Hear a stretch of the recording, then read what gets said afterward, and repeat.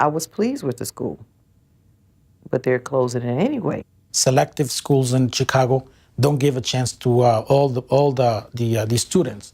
It's just a selective students. So what about the rest? Just the whole system is totally confusing. I can think of a few parents who have been completely lost in the system. Right now it's the shootings and then the closings of the schools. If you go to the CPS website, it's like going through a maze. With 40 students and one teacher is too hard for her. At our school, there's one computer lab where barely all the computers work, and then you're saying the school is closing because of underperformance? There's not so much of an achievement gap or a capacity gap, there's really an opportunity gap.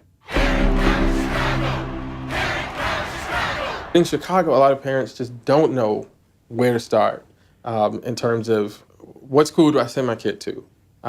How do I give my kids access and opportunity to this vast world that I know is out there? When you don't have money, it's all about resources. But a lot of times people just don't have a place to look. They don't know how to find them, so they don't know they exist. If there was a number they could call, that would be a godsend. It truly would be. You hear people saying they have this, they have that. You know, it'd be great to have a hotline where you say, well, my son really likes basketball, he's 15. He could also use a little tutoring with his math, you know, and it's, okay, well, I have a perfect program for you. Just give me a starting point. They give the solution in our language. And this is wonderful. One of the main things is trying to find help with after-school program. I think about a Bible verse that is, you know, sort of relevant to this whole issue. I think about a lot of times. It says that, you know, hope deferred makes the heart sick. And that is, I think, sort of what you experience when you talk to parents. The word no hurts more and more every time you keep hearing it. I think the key word for me at this point when you talk about parent power is hope.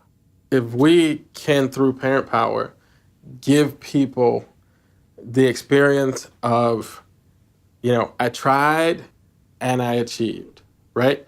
Something as small as helping my child understand this particular math section, right? Tutor comes in for 3 weeks, and now as I've seen my kid go from not understanding to understanding. And I did that, right? I did that for my child. They helped me. My kids' reading scores went up. I think if you can win every now and then, it can keep hope alive. The part of parent power that I'm most excited about is the part where we bring parents together, because that is where the solutions are going to come from. It has to come from the parents, or it's not going to happen. So the idea of parent power, to me, is the solution.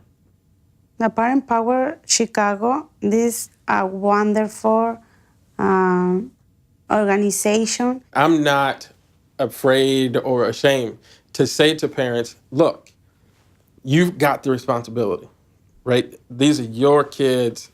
God gave them to you.